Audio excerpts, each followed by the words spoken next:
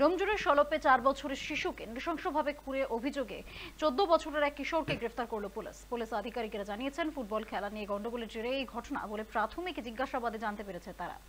CCTV footage খতিয়ে দেখে ওই কিশোরের খোঁজ পায় পুলিশ। বৃহস্পতিবার সলপের দাসপাড়া এলাকা থেকে উদ্ধার হয় বছর চারেকের শেখ আয়ুষের দেহ।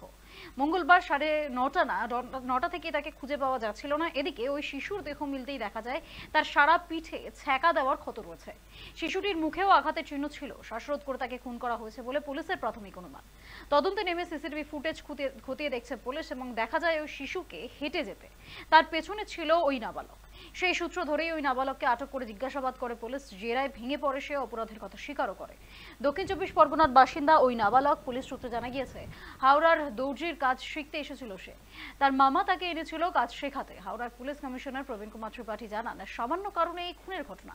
গ্রেফতার করা হয়েছে ওই নাবালককে। তাকে জুভেনাইল জাস্টিস বোর্ডে পেশ করা হবে।